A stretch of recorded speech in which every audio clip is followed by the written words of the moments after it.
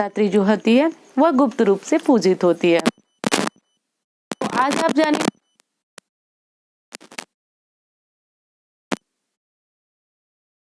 विधि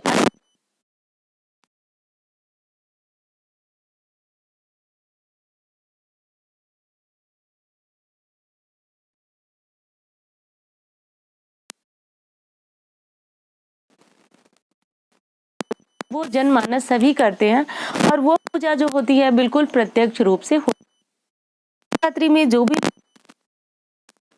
भी करेंगे आप वो कार्य गुप्त रूप से करेंगे। इसमें किसी भी प्रकार को बताना, किसी को बताना है कि आपने व्रत रखा है, कलश रखा है, माता की पूजा कर रहे हैं, ये सारी चीजें बताना बिल्कुल मना है, क्योंकि इस नवरात्रि का नाम ही गुप्त नवरात्रि है। गुप्त नवरात्रि की पूजा अक्सर तंत्र शास्त्र में की जाती है, यानी नवरात्रि में माता की साधना की जाती है। बिल्कुल डरने वाली आवश्यकता नहीं है दोस्तों, क्योंकि तंत्र और मंत्र दोनों की उत्पत्ति जो है शिव जी के डमरू से हुई थी। तो तंत्र ऐसी कोई बात नहीं है कि बिल्कुल डरने वाली चीज है, परंतु हाँ, तंत्र शक्तियां जो होती हैं वो अलग होती हैं और मंत्र जो होता है वो सात्विक होता है, जिसे हर कोई बिना डर के जप सकता है। और तंत्र शक्ति जो है साधक के अपने किसी गुरु के तंत्र शक्तियां नष्टकारी होती है। तो इसलिए तंत्र विद्या लेने में कोई गुरु हो और आपको आवश्यकता हो तभी ले, नहीं तो मंत्र की जो शक्तियां होती हैं वो सात्विक होती हैं।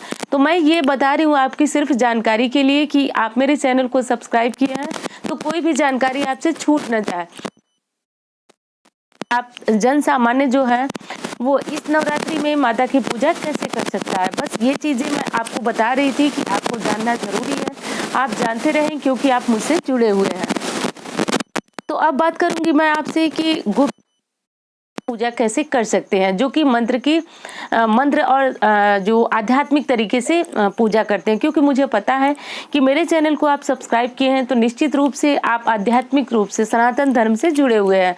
तो मैं सिर्फ आज बातें करूंगी कि गुप्त नवरात्रि में हम पूजा कैसे करें। तो देखिए, अगर आप माता के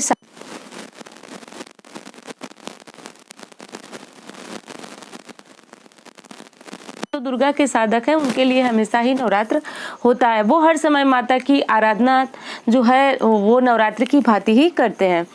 तो अब आपको करना ये है दोस्तों कि आपको माता की 9 दिनों तक अगर कोई कामना आपकी अधूरी है तो आप जैसे प्रत्यक्ष नवरात्रि में व्रत रखते हैं वैसे ही नवरात्रि में रखें। और आप कलश रखना चाहते हैं कलश भी रखें, जैसे कलश रखा जाता है प्रत्यक्ष नवरात्रि में उसी प्रकार आपको कलश रखना है, उसी प्रकार यानी संपूर्ण नियम आपके वही रहेंगे। आप किसी भी मनोकामना के लिए व्रत रख सकते हैं इस नवरात्रि में। और दोस्तों ऐसा कहा जाता है कि इस नवरात्रि में माता की शक्ति और अधिक जागृत होती है, वो अति शीघ्र पूर्ण हो जाती है।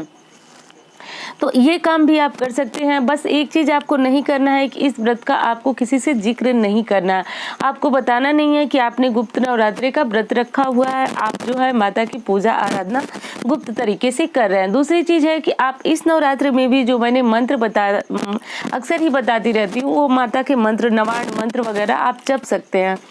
तो आप इस प्रकार करके माता की पूजा पाठ आरती सब कुछ कर सकते हैं, बस इसको गुप्त तरीके से ही करना है।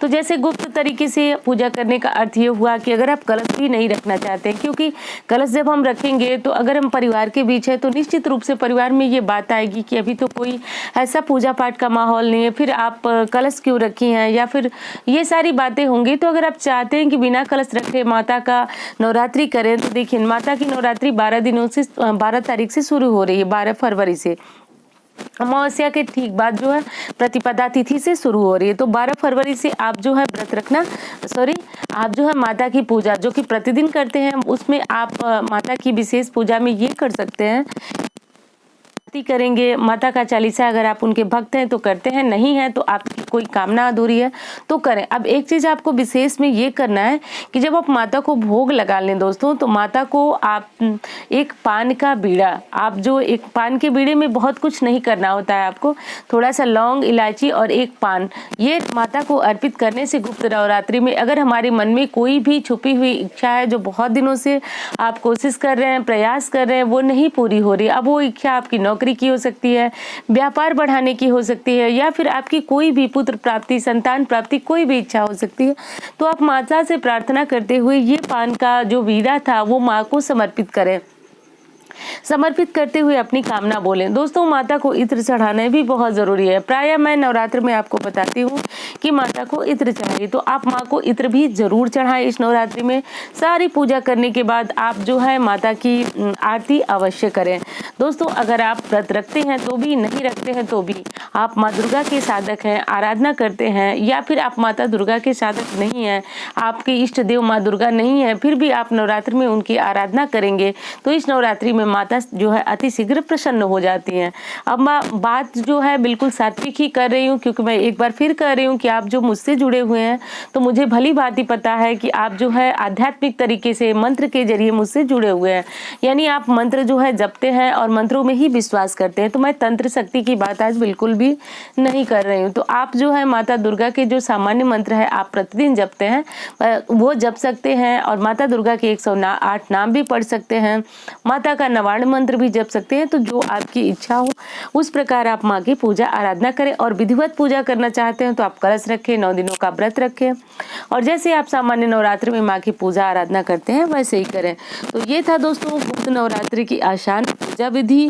और दोस्तों, जैसे आप नवरात्रि का व्रत रखते हैं तो उसमें आपको नाखून नहीं काटना होता है, ब्रह्मचर्य का पालन करना होता है, बाल नहीं काटना होता। तो संपूर्ण नवरात्रि में जैसे आप रहन सहन रखते हैं, इस नवरात्रि में भी अगर आप व्रत करते हैं तो ऐसा करें, और नहीं व्रत करते हैं, आपकी इष्ट देव माता रानी है, तो फिर आप इन चीज़ों को अलग ही कर दें तो ये अच्छा है, जैसे बाल काटना, नाखून काटना, ये सारी चीज़ें।